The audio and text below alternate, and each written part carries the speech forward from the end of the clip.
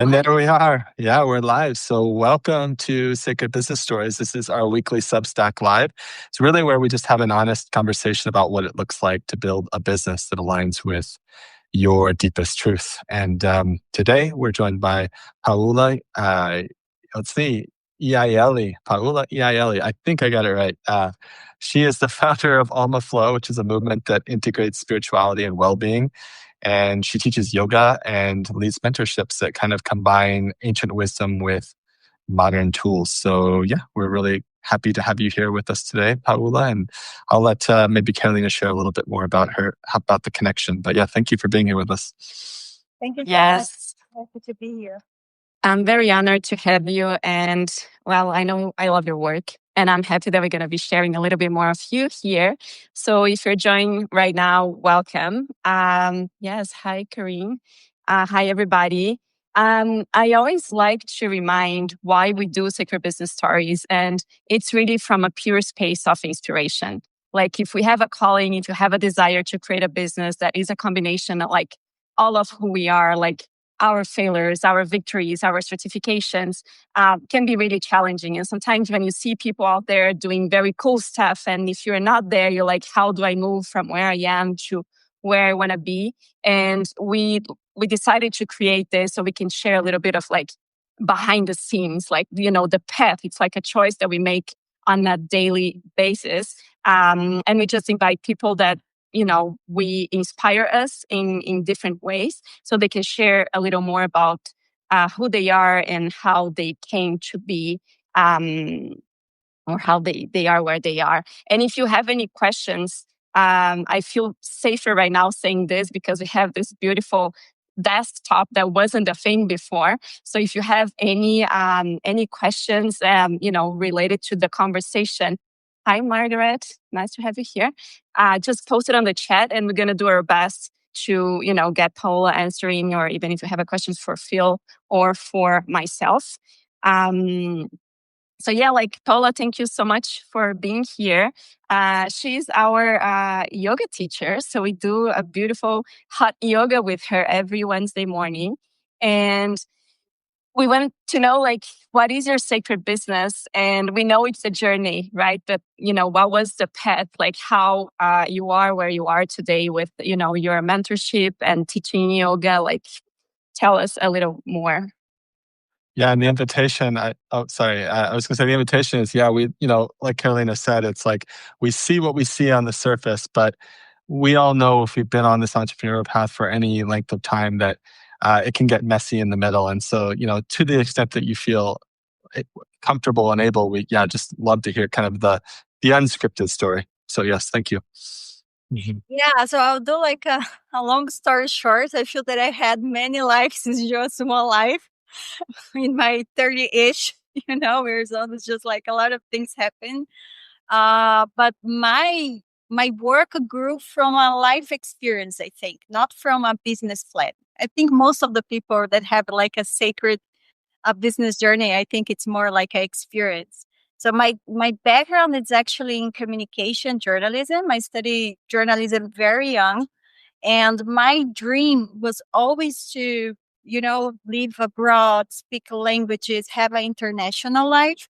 So after graduating, I worked with photography in a cruise ship, like a transatlantic ship. And there it's where I think everything starts to, like I have all the puzzle pieces, in my life, because I traveled through Europe for about a year, and then that experience abroad really shaped how I see people, culture, movement. And then from there, I lived in many other places, like in Israel for a period of time. So I was studying a lot about Kabbalah. And then later I moved to United States. So it's where I entered the yoga journey. So my life with yoga was like in 2012, and then became like a structure for me, especially living far from a family, from a familiar community. So at the same time, I had a formal career in US working with education inside the American government for almost 13 years. And alongside, I kept developing my passions like yoga trainings, health coaching. The health coaching I was studying with Deepak Chopra, any other like, well-known people. So I was building up this career without knowing that was a business plan. So somatic work, tantra, um, deep deep down in Kabbalah, also holistic studies. And then in after pandemic, 2022, I returned to Brazil, and then it was how Alma Flow community naturally took shape, as a community, integrating everything that I lead, what I do. And it's really funny because my work, it's really a result today of a lived experience. So I don't feel that it was a career shift because I was doing that parallel with the formal, like American government. So basically this is the journey. So since 2022 in Brazil, and I thought that would be just for a year here, and then I just find myself here and happy with all this craziness that is going on in the world, and I understand that it's not about having a business plan for myself. It's about a spiritual soul correction. So based in my soul correction, I choose and I decide what I'm gonna do in my career life or relationships life. It's the basic is there. So it's not like with the marketing ideas. It's more about how is that going to nourish my soul, but also it's going to take me to this transformation that I have to go through. And I feel that with this knowledge, um, it's not like getting a root in Brazil. It's just have an international community. Alma Flow can be, in America sometimes, in Australia, and now is in Brazil. And I'm staying here because I don't know, world is going crazy. I don't know how you guys see this, but that's all about it. Thank you. Beautiful share. And I love the way you were sharing and how natural it was, because I feel that resonates a lot with like the people that connect with our work, like our clients. It's like I was doing this for years on the side, that was like something that it was just like sometimes my hobby, and I wasn't really, and that was my path too, like I have a certification on like yoga, and I was doing energy work, and I never really planned like, oh, that's gonna come, like, but there's one point in life that I think life invites you to put all together, right? And then it's kind of like as you meet life in the present moment, like your business, it starts like taking shape. And I just something that I want to add is that it's very scary. And then like we're speaking, it looks like beautiful, right? Like, oh, and it was beautiful, and it was a yoga instructor. And then we're like, you're getting paid in the Brazil, currency. You're not getting dollars anymore, and then you have to pay bills, and you have to, it's kind of scary. But when you add the spiritual life in all of the spiritual studies, like then I had the opportunity to really apply all the spiritual tools that I had. Because when everything was going well and I had like a formal job and then you have this other job, it was perfect. But then when you have just one and then you're building up a community, people getting to know you. I was almost 17 years abroad. So nobody knew me in Brazil anymore. I was like, who's this woman? So to build it up, everything again, it takes time. And it's a training to practice your certainty beyond logic, that you're in the right way. It's everyday like certainty beyond logic. Yeah, And I was just gonna say I love that you brought that up because it's like a natural transition. It's like one of the questions we love to ask people because we always share that it's perfectly normal to have fear and resistance, and especially if you're doing things that are kind of moving you towards your meaningful work or something that's really close to your heart. I feel, and so you mentioned that those fears come up for you, and that's totally normal. Like for most people that choose this path. But I'm curious for you, what does that look like on a day to day? And probably more important than that, like what is the work that you do for yourself personally to kind of keep yourself centered and moving forward when you see that fear of resistance kind of showing up in your life? Mm-hmm. Yeah. So I see that fear doesn't stop me. Fear informs me. Like it gives me the action. So from that point, I bring all the tools that I teach my students. I really have to walk my talk. So I really have to practice yoga every day. So today I teach 5 classes, right? I have 5 yoga practice today, but I got up at 5 a.m. and I had my yoga practice and a lot of somatic work to integrate all these harsh feelings that I had. So it's not about denial. Oh, okay, just, the invisible trust, certainty beyond logic, and everything's going to work out. But okay, I'm having this fear now. How can I feel my feelings and just wait as a wave in the ocean, like in the sea that you see the waves that come and go? And how can I integrate? So I do a lot of breath work, somatic work, to help me to integrate all of this. So it's a combination of working, training your mind that is going to work out. At the same time, feel your emotions. I don't know if you hear the music. I just heard something. So Brazil is like this. You have the loud music in the background, people driving with the funk and the music, and then the dogs are barking. Brazilian lifestyle. That's how it works here. Um, yeah, and after that, you open space to understand, have this compass, and understand where you have to go. Who is the right mentor comes to you, the right people come to you because you feel the emotions, you open space, and also you trust the universe and wait for the universe giving you also the directions. Sometimes we don't know. And sometimes what you think is good, it's not good for our soul, right? It's our ego. So it's really hard to understand what is our soul, our ego. And I think the silence, making all this breath work and stuff, gives you a space to be in silence. And then when you're silent, you can really know where's the way. Yeah, I love what you share. And just a little before the question, like something that you share that I think it's very, very powerful. Like entrepreneurship in a way is a beautiful way to practice spirituality, right? Because just the way you said it was in a beautiful way. And I'm like, I've been doing my practices and, and understanding and studying, like, but when you have like a sense of security in a way, a sense of safety, when you have like, when I had my job, for example, like it's a different relationship to the unknown. It's a different relationship to the practices, right? Because you kind of, I don't know, it's you are kind of like in a safe space, and then you kind of, you talk about the things, but not necessarily, at least for myself, I'm not sharing for everybody.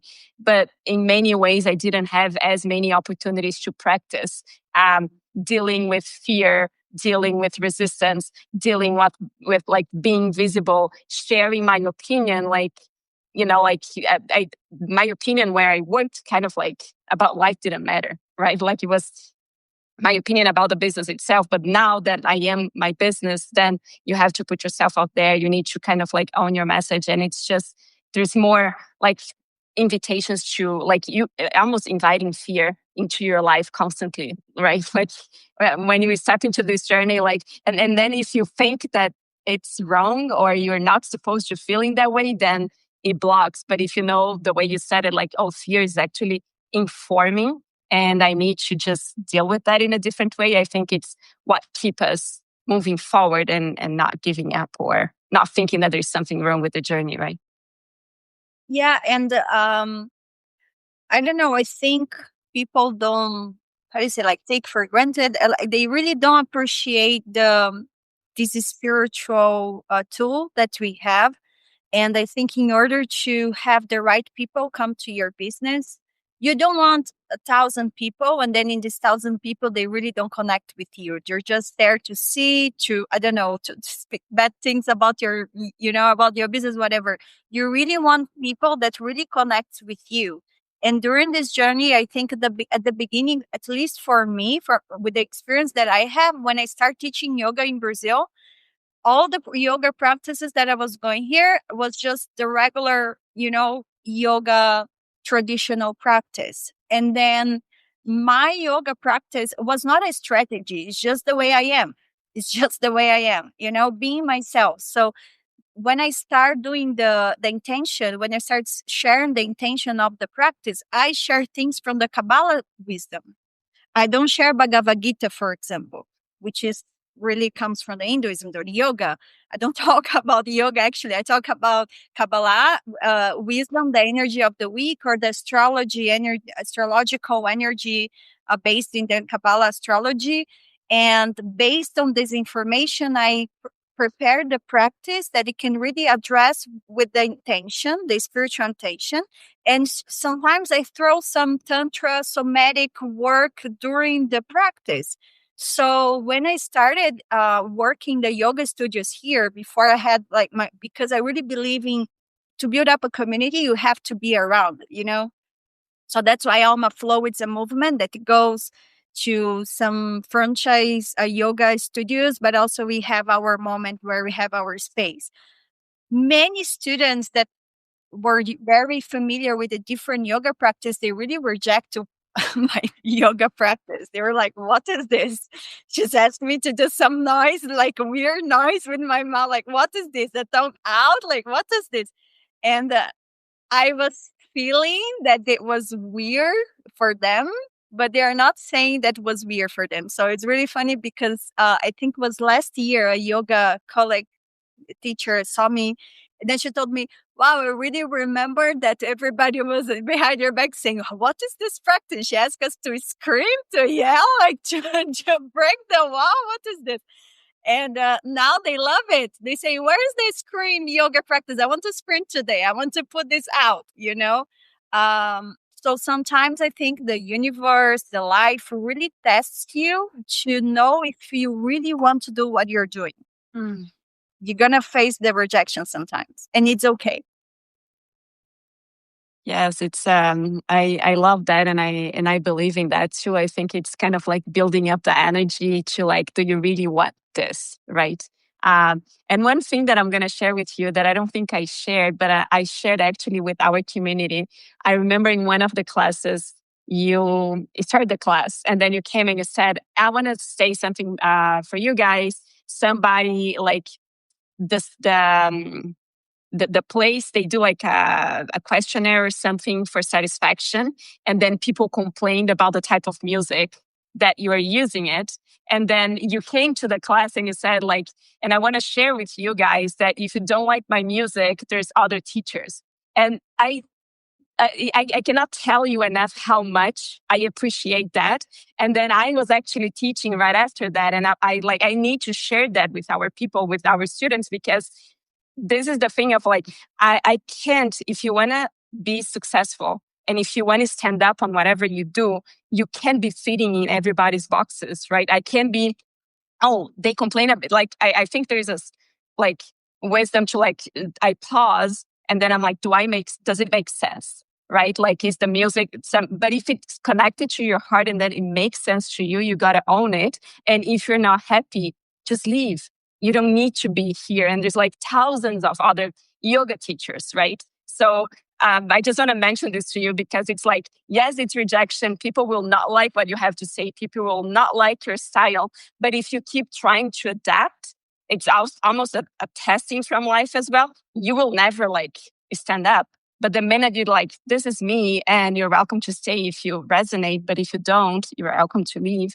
That's something that we do in our business too, about like subscriptions and people like quitting the list, or, you send too many emails. Well, if you don't like, you can turn it off, but it's not up to me to filter that, right?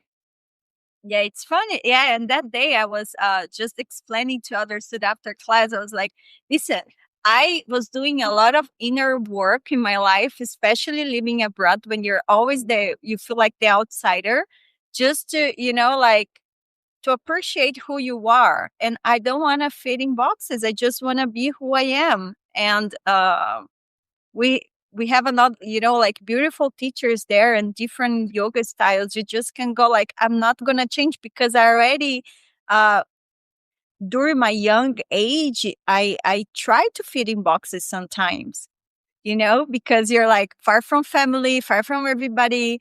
And then you see how you suffered because you're not happy. How can you be a magnetic person if you're trying to fit other boxes, like inside of, like you're suffocating yourself. To be magnetic, you really like feel this vibrant energy. You really have to just be who you are. Hmm. Yeah, I think the magnetism happens but then you will also face rejection, and you're also going to get people that do not like what you do, and that's fine.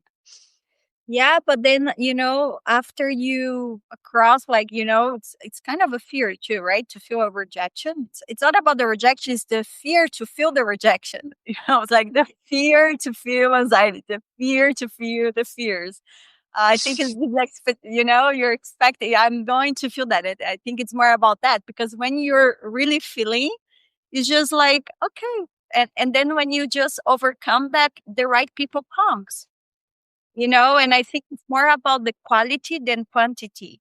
And what we see now, especially when you're a lot in social media, we're just comparing ourselves with everybody. And then you just ended up seeing yourself doing copy and not being yourself, just because you think that this works. And then if you're copying all the time, sometimes you're not going to have also the same success of the other person, because you don't know what is behind that, thing. So, how much money are they investing, to share that information? If they're buying comments or if they're buying followers, there are so many things behind. When you have, especially now, we see a lot of gurus, right? Or people that are, I don't know, they know about everything and they want to sell you everything. And you just pay for the Instagram, Google ads or something to share your stuff. It's crazy, and then if you're just comparing yourself, it's really be harsh on yourself for nothing, it's more about who are the people that really relates to everything that you do, like really likes the things you do and connect with you. Yeah, and it's step by step. If you think about a doctor, he's in a university for how long?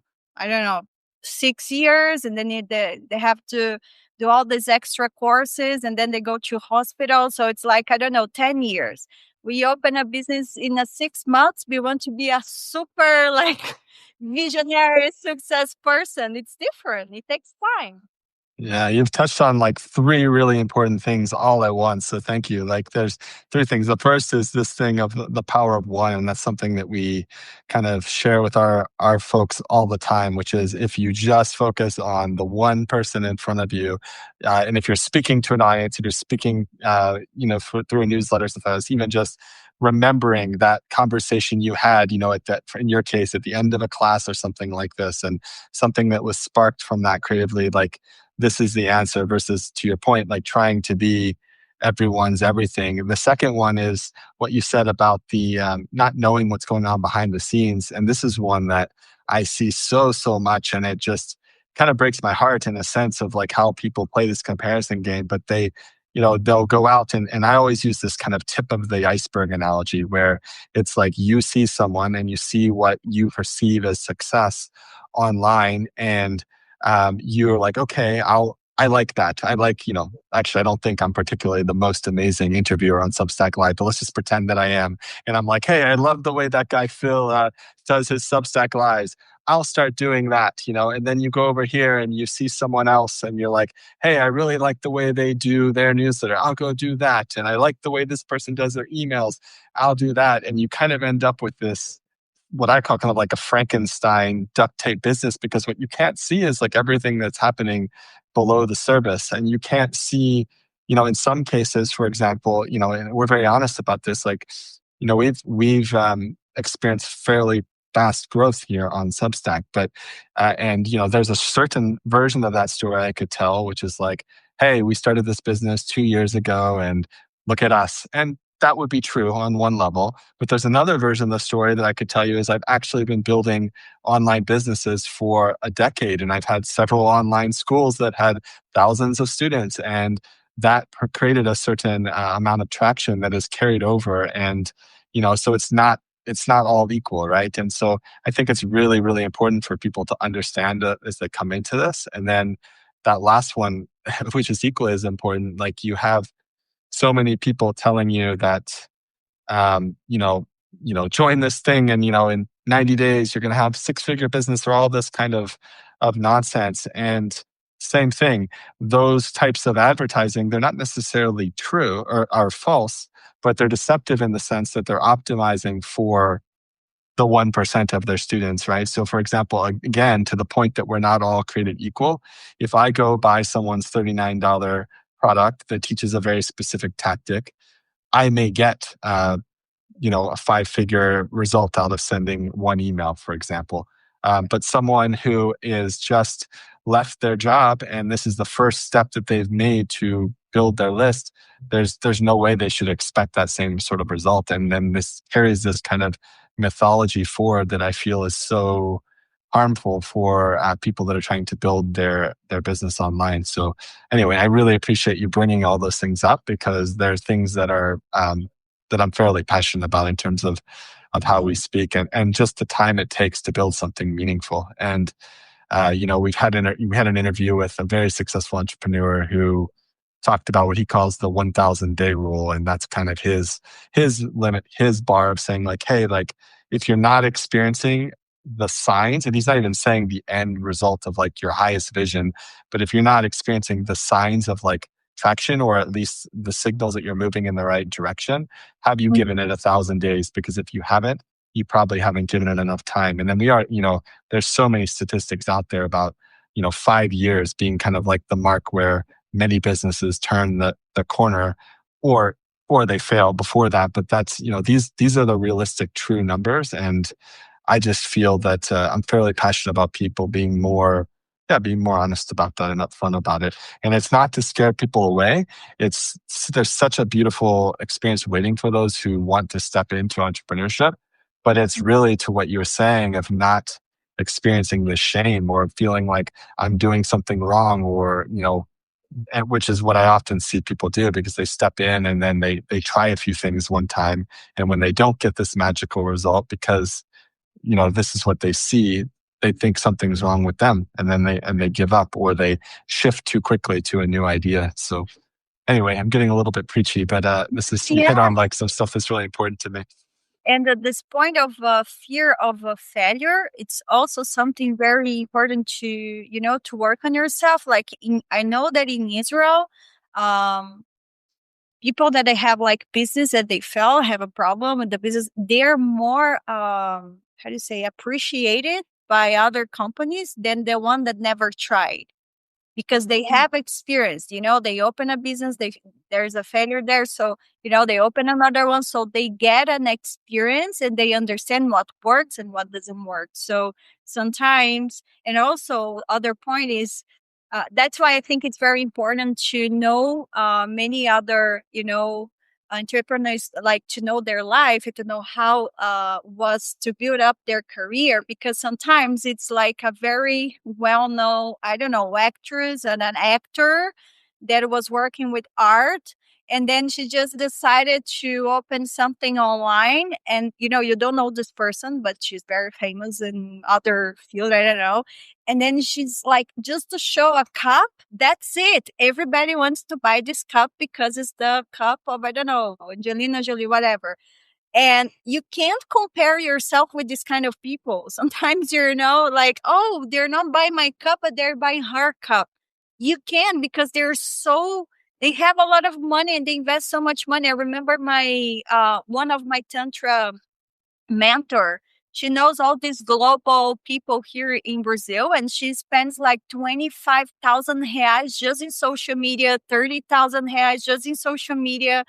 I can't compete with a person that is investing that money. I can't see myself, Kabbalah talks about the vessel, that you really have to expand your vessel in order to receive what you want. So if you don't have this vessel, so if you're not in the place that you want to be, it's because your vessel is not expanded enough. It's the same as saying like, I want to get to money in the lottery, but I don't know how to manage money. You're never going to be in that place, because if you get to the lottery, get money in the lottery, in a day, you're going to spend all your money. You're not going to invest and make this money growing. See this money grow. You're going to spend everything. So that's why I think spirituality is so important, to have just this, how to say, direction, to understand that sometimes it's not moving forward, but maybe nothing is wrong with you. It's not about a strategy. Sometimes you just have to work more on yourself, build up your vessel. You understand? I don't know if it's connected. Perfect. If I make understanding, but this is as I see, for example, because sometimes also when I got in Brazil, I was like, okay, so why I'm doing the same thing that she's doing, and then I start working with her, and I was like, I'm not investing all this amount of money in Instagram, like all of this. And then I was like, oh, where are my crença limitante? How to say? Limiting belief. My limited belief, yeah, like, that I can't. And I was like, wow, I really have to expand my vessel. Sometimes I'm also thinking very small. Sometimes I think I have, to open my mind for other things. And not, instead of being just comparing, oh, it's better than me. But this is investing this money. It's doing this, it's doing that. How can I look inward and just understand where can I spend my vessel to understand that I can receive, but I have to be that person, that I know how to delegate, that I know how to hire people to expand my job. I cannot have a job in that in that time, in that size, if I'm working by myself.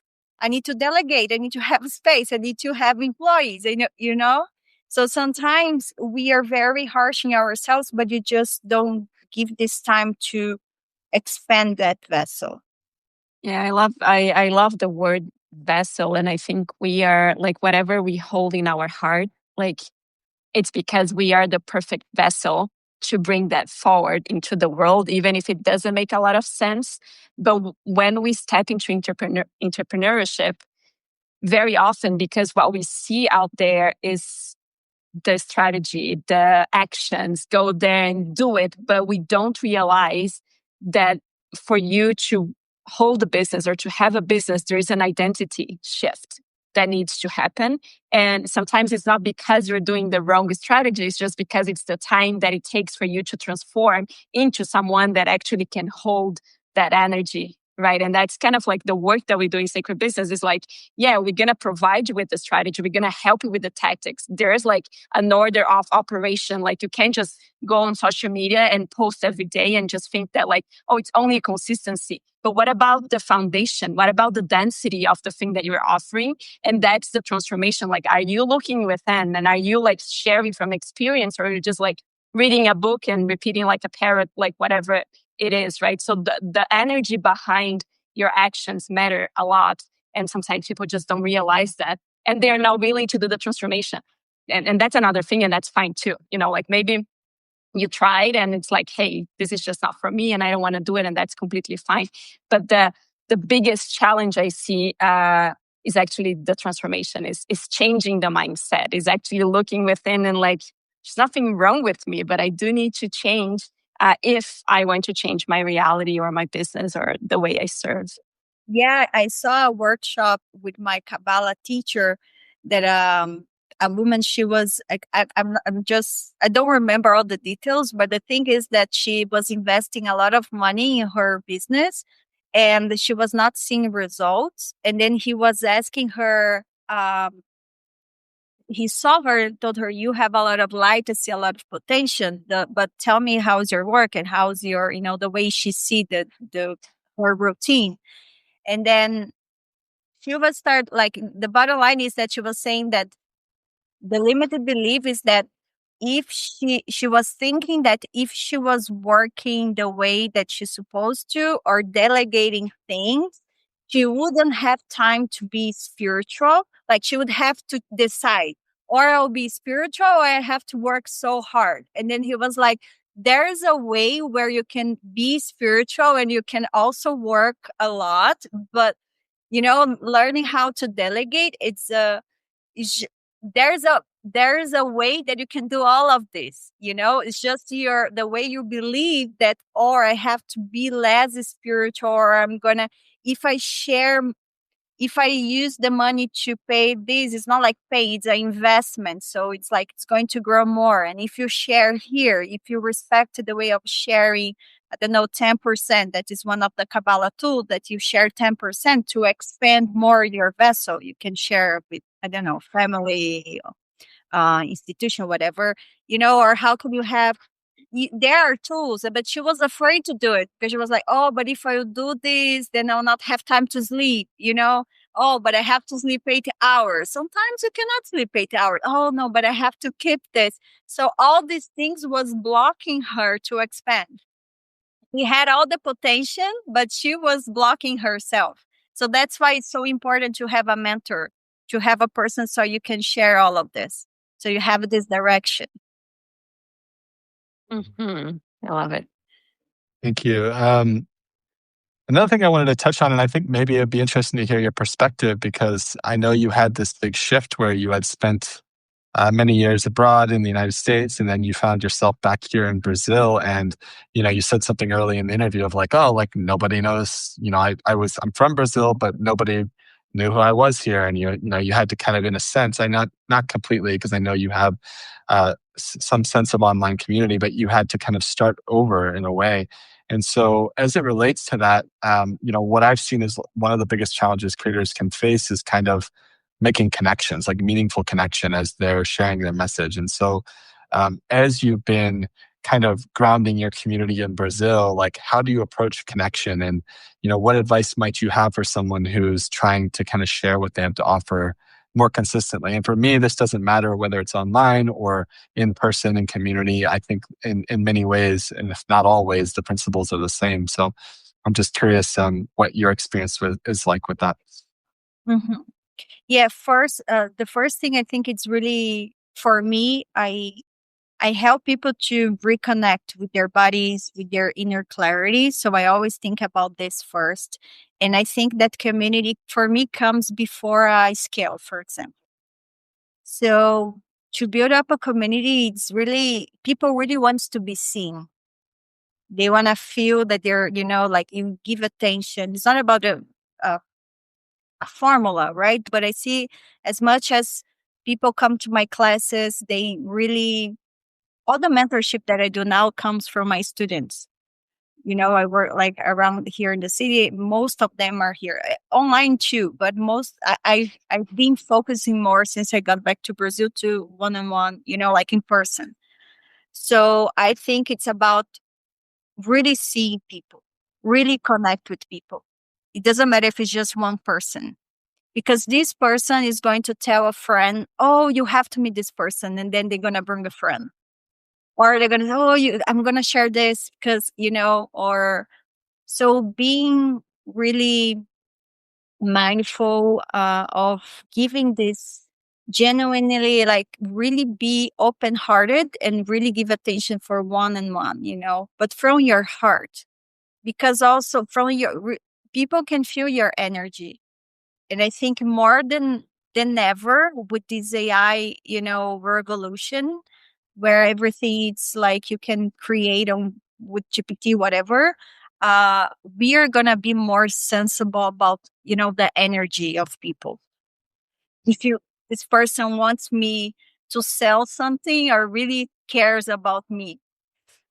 So it's really focused on showing up, nurturing community, even if you have just two people in your community, just, allowing your work to really evolve naturally with people, and trust also the long-term connection. I think that's everything takes time. So now I feel that I have a strong community. So for example, in the yoga practice that I'm doing in the mall here, they just share, like they do the, how to say, the propaganda saying that 2 days before the yoga class. But my community is so strong that when I get there are like 55, 60 people there, because they're really connected with me. So I don't do any effort anymore. And I also try in a balanced way to be vulnerable with them. It's not just help them to be seen, but just being vulnerable, not try to show that I'm perfect and I'm the perfect leader. So I'm just being myself, as you said in the class. Okay, guys, I know, like, I'm going to keep up with my, playlist. If you don't like it, you can go to other classes. It's okay. I'm not going to be sad, just being real. And I also had a thing with a student last month that it was recording all my classes. And I also was like, okay, if I'll say this, maybe I will lose this person in the, in the group. And she left the group, but I was doing the right thing. I was going there and say, hey, you're not allowed to record 65 minutes of my classes, and not asking for permission, authorization. And sometimes people are just gonna leave because, like I have 500 people in the Instagram, in the WhatsApp group now. You can't control who is there really cheering for you, really like you or not. You never know. But you're open heart, just like, okay, we are here together and being yourself. So I think it's about this gathering, the community. Birthdays you celebrate. Sometimes you have to have some time, like, to be with your students. I know the life it's very crazy and busy, but to give them attention and help them feel seen. So for example, there's another place here that I have more time on Tuesdays. We always have a coffee after class, you know so it's really having this exchange. So we really know about them lives, and you really exchange with them. Sometimes it's not about giving the best advice. It's just about being there in silence and listening and drinking a coffee and just give this attention. Mhm. Yeah, I love all that. And I think, you touched on something when you mentioned the AI, and I have this strong belief that we're kind of going full circle, and in many ways, people will already are and will be craving more and more of this in-person connection. And, I think the trend is definitely going back to, finding ways to connect in communities. I especially see that in the US right now. And I also feel that, some of these professions, specifically in the healing arts and practitioners and the spiritual space, groups that have kind of been, I don't want to say marginalized, but they haven't been valued or honored to the same degree that they once were, kind of in more ancient wisdom cultures. I feel that those things are going to be coming more and more valued in society again as we kind of go through these trends with AI. And so I don't have a really strong perspective on it yet, but it's just something that I'm really kind of paying attention to and being curious about. But yeah, I know we're getting close on time here. One thing I wanted to kind of end on with our last question is, we talk a lot on this show about kind of the inner experience of entrepreneurship. But in many ways, you've touched on practical elements as well. But, we'd love to kind of leave our audience with some sort of a practical or tactical thing that has been working for you right now, or so, like maybe in the last year, something that you feel that you found that has really served and supported your growth as you've been kind of building this movement here in Brazil. So if there's anything, short or simple that you think has been working well with you for you that could be applicable to maybe not just people in the yoga space, maybe, but if there's anything that comes to mind, we'd love to hear that from you. Yeah, I didn't follow any aggressive marketing strategy or formula. Was really very by my intuition and inner guidance. And of course, I had some mentors and some teachers that helped me. But if the for me, I really have to. I always bring this. I'm kind of an alien, I think, because I always bring this. I like aliens. Yeah, it's all for me. It's all about the invisible. Carolina's an alien. Yeah, just a side note. Like a Pleiadiano. How you say? I'm from the Pleiades. How do you say Pleiadiano? Pleiadiano. Play, Play? players. I don't know, but yeah, you don't know, Phil, but I know you know. Something like that. So for me, my strategy is, how can based on my soul correction, what is the best direction? This is what I do. So, okay, my soul direction says that in order to transform, because after I leave, after I die, pass away, that's it. Everything's going to be there. So what is the transformation that I have to do here So then from there, I know what is the best mentor, the best teacher that I can ask for help or something like that. And then I follow from that, not from a place of scarcity and fear that I'm going to lose money, that I is going to be missing something. Because if I go from this perspective, oh, this is going to make more money. Okay, I have to do like this or I have to do like that. Sometimes it doesn't work for me. So when I feel whole with myself, like, okay, I have everything, I am, the best person that I ever met, I know all my struggles, I know all the things that I overcome. I'm super powerful person. When I am in this state, then I go looking for directions. Then the universe, the life, whatever, pop up like a message of a person, say, oh, Paola, hi. Say, oh, this mentor, this teacher. And sometimes it's in America, sometimes it's in Israel, sometimes it's here in Brazil, Thanks God I have this opportunity to be all over. So I don't have to be just one place. And thanks God you have internet, so we can follow any strategy. But before that, I really have to feel this contentment, this wholeness, that it's okay where I am. Because then after everything follows, everything goes on the flow. Yeah, I think it's really powerful, and it's not an easy thing to do, because sometimes when you are not feeling good is when you tend to take action, right? Like, oh, I'm afraid or I'm stuck or like I'm frustrated and now I need to do something. And then the energy behind the action comes with that, I don't know, like maybe heaviness. I don't, the emotion that you're feeling. But then when you aligned, I like to say like aligned action, right? Like when you connect, like I'm enough, like I have all that is required. And now you go there and you're going to post the one thing, or you're going to go there and you're going to reach out to someone that just pop up in your mind that has nothing to do with your business, but then it becomes like a collaboration just because you're taking care of the energy behind or before you take an action. And sometimes this is just like, we don't pause to think about it, right? Like I'm frustrated and now I need to go on social media and I'm going to post like 10,000 things. And, the energy behind is like, I'm going to take my tarot cards and I'm just going to see what is the best, the best thing to do. Yeah. yeah. Crazy. For example, this last time that I was in LA, what it was October? I think it was October. I really want to spread up, to plant the seeds, Alma Flow there.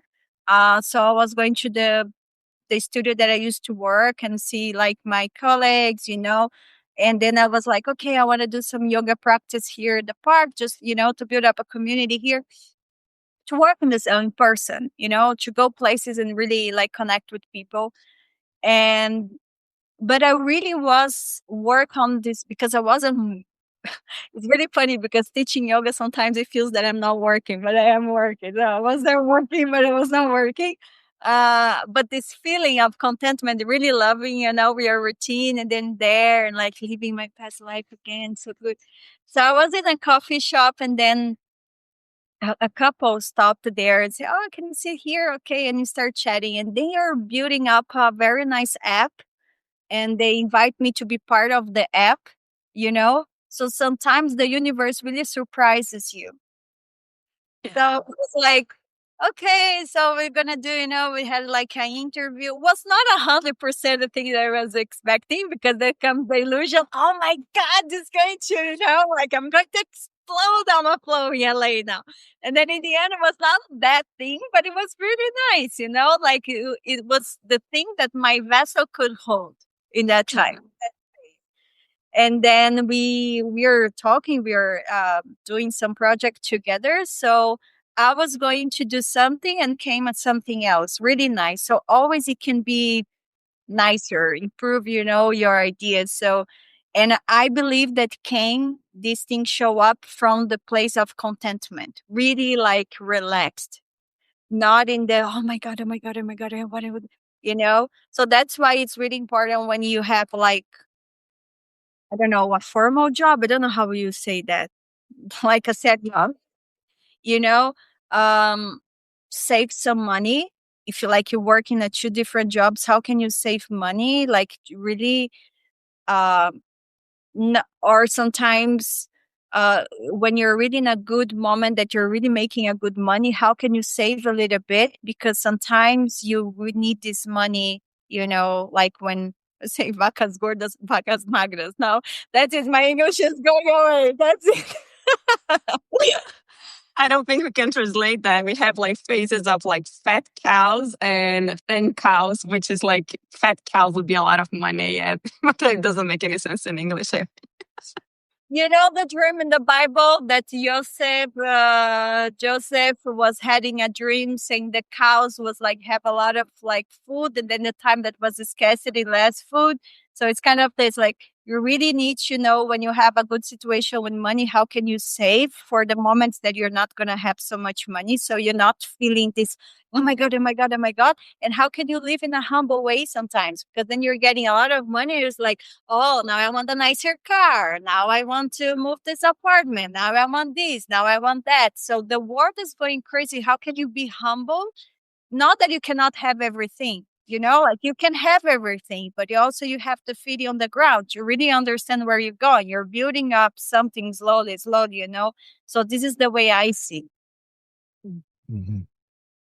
Beautiful. Well, thank you so much. I want to be respectful of time and bring this to a close, but I would love to just ask you. I believe you're actually. I know you're here on Substack because we're here on Substack right now. But if someone's been listening in, and we'll be sharing out the replay and the show notes from this conversation to our audience. But if someone's connected with anything that you've shared or felt inspired in any way, like where can people connect more with your work? Would it be here on Substack? Would it be somewhere else? Anything that you would want to share with us about that? Yeah, so you can mainly find me on Substack, or I added there the Instagram website. There, I have also a website. I updated the information there, so you can find me on Instagram, Paola Yaelli, or through Alma Flow official community, also on Instagram. And I also have this community in WhatsApp group. One in English and one in Portuguese. I can share the link. I can send it to you guys. You can put there. I don't know if is that okay. And because in the WhatsApp group is where I offer the yoga classes, the workshops, the online practices. Usually I do the international yoga practices on Friday morning, like around 10 a.m. in Brazil time. I think it's 8 a.m. Eastern time. A Zoom class, yeah, and I always send the updates there in the WhatsApp group. Cool. Yeah. So we'll make sure we have all those links from you. We'll be happy to share those out as well. So thank you very much for being here with us. And it's our honor to have you. And it's been a fun conversation. And I know I'll be seeing you again because I love coming to your yoga classes myself. So it's really an honor. Thank you. Thank you again. Thank you so much for holding this space and for all these thoughtful questions, connections. It's really an honor, and I'm really, really happy. Carol, I see you guys in the mat, huh? Don't disappear. No, I was back today, but I'll see you next week again. Thank you so much for being here with us and sharing a little bit more of who you are. Take care. Thank you. Thank you. Bye. Bye. Ciao.